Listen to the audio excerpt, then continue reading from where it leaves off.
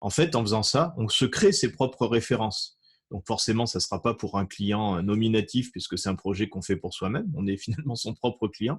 Mais ça peut au moins remplir un book pour faire une démonstration en plus publique puisque le projet a vocation à être en ligne.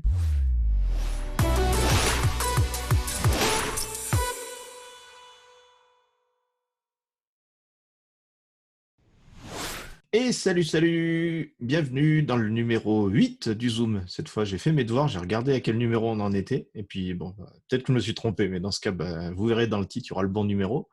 On va vous causer aujourd'hui d'un sujet qui est tout particulièrement d'actualité dans notre petite structure JDNCO, puisqu'on vient de pratiquer ça il y a juste 2-3 jours.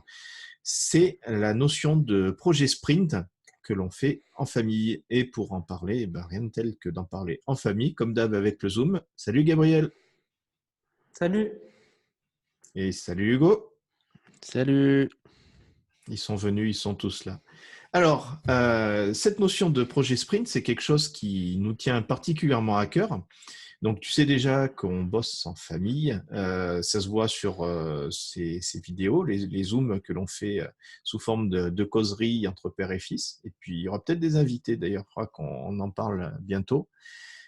Mais on n'a pas que ça. Déjà, on a des activités qui sont liées à l'entreprise en elle-même, avec des vrais clients à qui on fait des vraies factures et puis de la vraie prestation. Et il y a aussi de la notion de projet interne, puisqu'on a plein d'envies. Moi, ça fait des années que j'ai dans mes cartons des dizaines de projets, ou plutôt d'idées plus ou moins abouties qui ne demandent qu'à être mises en place. Et là, on expérimente un mode de fonctionnement qu'on aimerait raconter ici pour mener à bien ces projets-là. Gab, je te laisse présenter rapidement comment on a fonctionné. Ouais. Donc, l'idée du sprint projet, c'est d'être focus vraiment sur un projet pendant une période. Donc là, sur le premier sprint qu'on a fait, ça a duré 2 jours. Et donc, il y a 2 notions importantes. La première, c'est la notion d'expérimentation, parce qu'on veut absolument que dans ces sprints projets, on arrive à expérimenter et à apprendre des choses. Ça, c'est la première donnée importante. Et la deuxième, c'est vraiment la partie focus, où pendant 2 jours, on va faire que ça. Et le but, c'est d'avoir un résultat au bout de 2 jours, même si ce n'est pas le projet complet ou le projet publiable en définitif. Il faut qu'au bout de 2 jours, on ait des choses concrètes à proposer au niveau du projet. Et au final, le projet, ce n'est pas forcément la finalité. C'est-à-dire qu'on peut, on peut avoir des projets qui peuvent être des excuses pour tester une techno ou tester une technique particulière. Et puis, on mise sur le fait que si on fait, le but c'est d'en faire un par mois, donc si on fait 10 ou 12 projets comme ça par an, au bout d'un moment, il y en a bien un qui devrait fonctionner. C'est du principe Shadok, ça. S'il n'y a qu'une chance sur 100 que ça marche, il faut vite se dépêcher de se planter 99 fois. Comme ça, on est sûr que ça marchera à la 100e. Et puis en même temps, ce mode-là permet de réduire le risque, entre guillemets, temps. C'est-à-dire que si tu fais un projet et que tu n'as passé que 2 jours dessus, s'il ne marche pas, ce n'est pas grave. Et s'il marche, c'est génial parce que tu auras passé justement que 2 jours pour l'amorçage, évidemment, mais ça n'aura pas été un investissement temps phénoménal. C'est complètement ça, ouais. On parle souvent en entreprise des quick wins, les mini-actions qui permettent de satisfaire son ego en ayant une réussite rapide. Si on raisonne de manière empirique, c'est presque un quick lose, c'est-à-dire que si le projet doit planter, au lieu de le garder avec le regret de ne pas l'avoir fait, il faut vite se dépêcher de tout faire en sorte pour qu'il se confronte le plus rapidement possible à la réalité du marché. Et puis, s'il doit se planter, il doit se planter le plus rapidement possible, parce que ça implique que, on n'aura pas de regret de ne pas avoir tenté un truc. 2, on n'aura pas perdu beaucoup de temps ni d'argent, parce qu'on n'y aura pas consacré beaucoup de temps.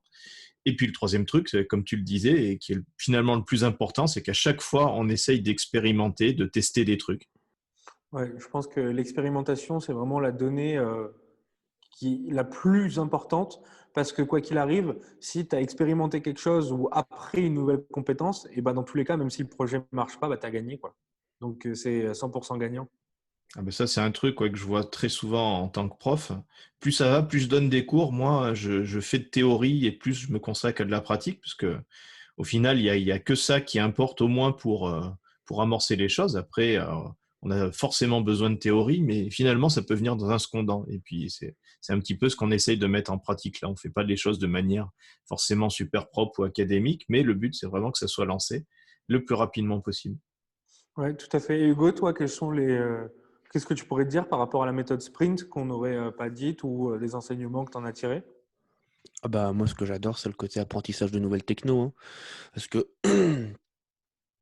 pour ceux qui ne savaient pas, je suis en BTS informatique et nous, ils essayent de faire 50% théorie, 50% pratique, mais la pratique reste finalement assez euh, basique, j'ai envie de dire, surtout par rapport à tout ce que je fais à côté. Et c'est vrai que le fait d'avoir des petits sprints comme ça pour pouvoir, entre guillemets, prendre le temps d'acquérir cette nouvelle technologie, enfin, c'est que même si le projet foire, au final, ça aura été un bel investissement parce qu'on aura appris des nouvelles technologies et ça peut servir une autre fois, quoi. De toute façon, je pense qu'on va revenir beaucoup sur ces principes-là, mais c'est le plus important. Ouais. Donc, on s'est fixé un planning. On essaye d'avoir à peu près un projet par mois.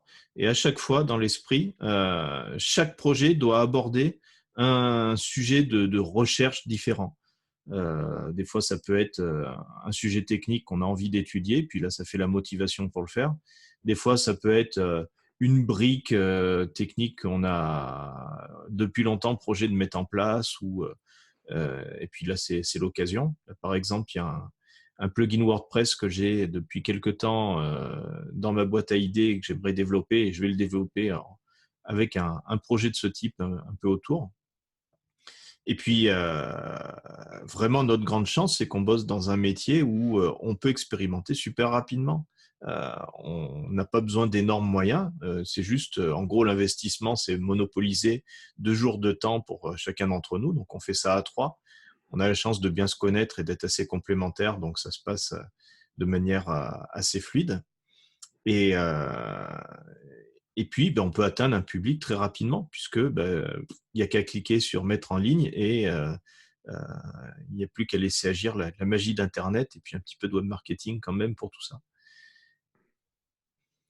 Ouais, c'est un des critères des projets qu'on doit faire dans les sprints. Par contre, c'est que ne faut pas qu'on parte sur quelque chose qu'il faut prototyper, qui soit matériel ou qui demande des deadlines de production, parce que le but, c'est vraiment, même si c'est pas la version finale, d'avoir une version au bout de 2 jours. Donc, le critère discriminant de projet, pour le coup, ça serait ça. C'est qu'il faut qu'en 2 jours, ça soit une V1 qui soit en ligne, quoi. Et on est plutôt arrivé. Forcément, on n'a pas eu le temps de tout faire, de tout ce qu'on souhaitait, mais on arrivait à le faire d'une manière finalement assez fluide. Alors, je pense il faut aussi aborder la source d'inspiration de tout ça, parce que le format de 2 jours, on ne l'a pas inventé complètement par hasard. Euh, il rappelle quand même pas mal le fonctionnement des startup week-ends que vous avez abordé lors d'un Zoom précédent, où on a exactement le même style de choses, c'est-à-dire 2 jours de manière très concentrée pour mener à bien un projet.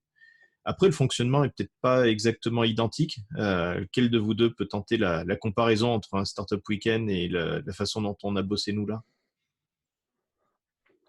Bah, c'est vrai que nous, on est purement sur le côté développement du projet et avec l'apprentissage de nouvelles techno, etc. Mais dans le Startup Weekend, la différence, c'est que déjà, enfin, la grosse partie reste le travail tout autour du projet, mais il y a toute la partie à côté de conférences, d'échanges entre les différents acteurs du week-end et tout ce genre de choses. Et c'est vrai qu'en plus, dans un Startup Weekend, on a plus tendance à travailler autour des connaissances que chacun ont déjà dans l'équipe. Et c'est souvent comme ça que les équipes se forment d'ailleurs au début du week-end pour que elles soient le plus diversifiées et que ça donne un maximum d'horizons. Alors que nous, justement, là, le prétexte, entre guillemets, c'est vraiment de découvrir de nouvelles technos et prendre le temps sur ces 48 heures de se former en fait. Ouais, c'est ça, en fait, le Startup Weekend, on bosse vachement l'idée et on va dire le marché, aller chercher la validation du client.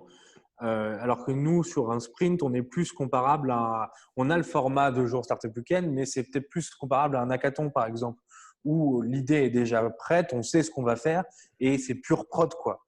On a déjà validé tout ce qu'on voulait mettre en place, ou alors on le revalide par un brief rapide le matin, Mais sinon, au final, c'est que de la prod technique. C'est ça, on n'a pas la sanction au final d'avoir un pitch à faire devant un jury. On enlève tout l'aspect formaliste de ce type et on se concentre dans un seul et unique objectif qui est le time to market, le fait d'avoir un produit qui puisse atteindre son premier client. Et c'est sacrément Ouais, c'est ça. stimulant. Hein. C'est l'avantage du sprint comme ça, c'est que on se focus là-dedans et que tout le monde enfin, est là-dedans, quoi. Et c'est vrai que tu, finalement, on s'inflige indirectement une sorte de deadline en disant il faut au minimum un produit qui puisse sortir à la fin des 2 jours. Mais c'est vrai que de bosser là-dedans avec l'équipe, réfléchir autour de ça, discuter autour de ça, etc., c'est vrai que c'est très, très, très stimulant. Et en même temps, ça oblige à penser d'une manière particulière et ça permet de faire des choix aussi, puisque si on veut un time to market super rapide, on est obligé d'aller vers des choses qui soient plus simples ou de faire l'impasse sur des détails de perfection qu'on pourrait être amené à faire. Parce que si on ne se fixe pas de deadline, on peut très bien dire, ben non, on va attendre d'avoir fait ça pour mettre en ligne. On va attendre, ça, je pense que c'est pas parfait. Ça, je pense qu'on peut l'améliorer. Dans un sprint, il n'y a pas de ça. Dans tous les cas, au bout du deuxième jour, il y a quelque chose en ligne. Donc, il y a pas ça peut éviter ce genre de petits doutes avant de lancer sur le marché, quoi. C'est souvent le problème de beaucoup de personnes, c'est le lancement du contenu. C'est que souvent, les gens n'ont pas spécialement de raison à ça, et puis ils se disent, mais si, j'attends encore un peu, machin, je suis pas sûr, etc. Et c'est peut-être pas un manque de confiance, mais quoi qu'un peu si quand même, et enfin, ils osent pas, quoi. Alors que là, nous, vraiment, on se pose pas de questions, c'est on poste, ça marche ou ça marche pas, et on voit le résultat, quoi. Et surtout, il n'y a pas d'autre issue, quoi. Donc, on, là, sur celui-là, je pense on a encore un peu de boulot, mais en même temps, sur les points d'amélioration qu'on pourrait faire, c'est qu'on n'a pas été focus à 100% sur le projet, pas assez. Donc, on sait que sur les prochains sprints, il faut qu'on s'améliore pour être vraiment que là-dessus. Euh, donc, forcément, on a des choses qui sont pas prêtes, mais on reste dans cette idée on n'attend pas avant la mise en ligne. Quoi qu'il arrive, on met en ligne direct. C'est vrai que Et le puis, il grand faut quand même. questionnement, c'est la notion de focus. C'est le fait de se dire, euh, déjà pendant le projet, comment être suffisamment concentré sur le projet en lui-même. Je pense que sur une des prochaines fois, on essaiera de le faire géographiquement dans un coin complètement isolé du reste pour pas se retrouver englué avec son quotidien. Le premier jour, on a pas mal réussi en bossant dans les locaux de l'Étincelle, l'espace de cowork que tu tiens, Gabriel, à Vichy. Et c'était finalement plus une bonne aide pour être focus sur un truc. Et puis l'autre grande question par rapport au focus, c'est dans quelle mesure ça vient pas polluer l'activité de l'entreprise ou en tant que chef d'entreprise, on se pose assez légitimement la notion de dispersion. Trop se disperser est pas très bon. Et ça, on y fait gaffe sur le choix des dossiers. À chaque fois, ça doit être des dossiers qui nourrissent en termes de réflexion et en termes d'expérimentation et d'apprentissage l'activité de la boîte. Et après, va se poser la question du focus par rapport à la vie du projet, puisque même si on essaye d'avoir comme critère le fait que les projets soient les plus autonomes qui soient, il faut quand même les entretenir, les arroser un petit peu tous les jours pour qu'ils aient une légitimité et une vie sur Internet. Et donc, on va devoir apprendre ensemble à voir comment on arrive à faire grandir en parallèle plein de projets. C'est un petit peu un pari, hein, parce qu'il y a plein de consultants en organisation d'entreprise qui diraient il faut vraiment élaguer les choses et être focus sur un seul truc. Là, on fait le choix de s'autoriser des écartades dès lors qu'on apprend. C'est un petit peu le résumé qu'on peut en faire. Et on va voir comment on arrive à faire tenir ces projets en parallèle. Ouais, et puis en même temps, c'est sûrement, au final, nos objectifs seront atteints avec la somme de plusieurs projets, au final, je pense. Vu qu'on expérimente beaucoup et qu'on apprend plein de choses, ça sera sûrement l'accumulation d'expérience qui arrivera qu'au bout d'un moment, on aura un des projets qui sera mieux ciblé que les autres, qui correspondra mieux au marché, où l'idée sera meilleure. Mais dans tous les cas, je, je, je le répète, mais dans un mode sprint comme ça, il n'y a aucun moment ou aucun projet de perdu. Il n'y a même pas de notion d'échec parce que si le projet marche pas, tu as quand même gagné plein de choses. Donc, l'échec n'existe pas dans ce mode-là, quoi. Ouais, c'est vrai que, enfin moi après je sais pas comment vous le percevez, mais moi ce genre de sprint, je le vois plus comme une manière d'avoir de l'expérience dans de la gestion de projet et d'acquérir de nouvelles connaissances sur des nouvelles technologies, quoi. Même sans parler du fait, même sans réfléchir sur le fait que le projet marche ou pas, c'est juste avant tout vraiment ce côté acquisition de connaissances et d'expérience sur le sujet, quoi.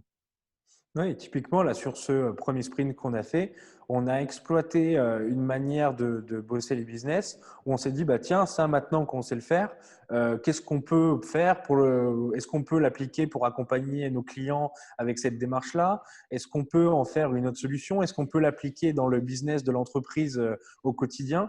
Et en fait, on essaye de réexploiter le moindre chose qu'on apprend ou qu'on expérimente pendant les sprints.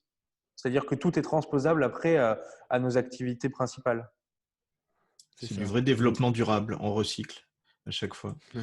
Et en C'est parlant de ça, recyclage, je important. pense que ça peut être aussi une astuce intéressante pour des jeunes qui démarrent leur activité et qui n'ont pas de référence à produire pour justifier de la qualité de leur travail. En fait, en faisant ça, on se crée ses propres références. Donc forcément, ça ne sera pas pour un client nominatif puisque c'est un projet qu'on fait pour soi-même. On est finalement son propre client. Mais ça peut au moins remplir un book pour faire une démonstration en plus publique puisque le projet a vocation à être en ligne, de dire, bah voilà, je sais faire ça, j'ai réalisé ça, vous pouvez aller le voir et voir comment ça fonctionne. Oui, tout à fait. Et surtout, ça vous permet, encore une fois dans l'expérimentation, mais de tester plein de modes si vous avez envie d'aller un peu plus sur du décalé, mais qu'avec votre marque principale, vous n'arrivez pas à le faire, bah, c'est le moment de l'expérimenter. Si vous voulez faire des choses plus institutionnelles, ou alors même si vous vous dites, bah, j'aimerais bien cibler tel client, telle cible de client, et bah, montez un projet dans cette cible-là et construisez-vous vos références, quoi. Et on va s'y employer. Oui, tout à fait. Je pense qu'on va essayer de continuer ces démarches à mon avis, on peut arriver, peut-être pas 12 pour en faire un par mois, mais à 10 projets d'ici la fin de l'année. Enfin, sur un an glissant, quoi. C'est un objectif qu'on se fixe et puis ben, on donnera des nouvelles dans le Zoom et ailleurs de l'avancée de toutes ces petites choses. Et aussi de la démarche, puisque je pense que même le modèle 2 jours pourra évoluer. Peut-être que dans 6 mois, on vous dira, bah non, en fait, un jour c'est mieux, ou 3 jours c'est mieux, ou faut faire du moite-moite, ou on va, je pense, faire évoluer le modèle. Et ça sera toujours intéressant de donner les retours aussi des embûches qu'on aura pu avoir par rapport à ça. Comme je le disais, on sait qu'une des premières clés et points d'amélioration qu'on a, c'est que sur ce premier sprint, on n'a pas réussi à se dédier à 100% au projet puisqu'on se laissait envahir par des choses du business quotidien.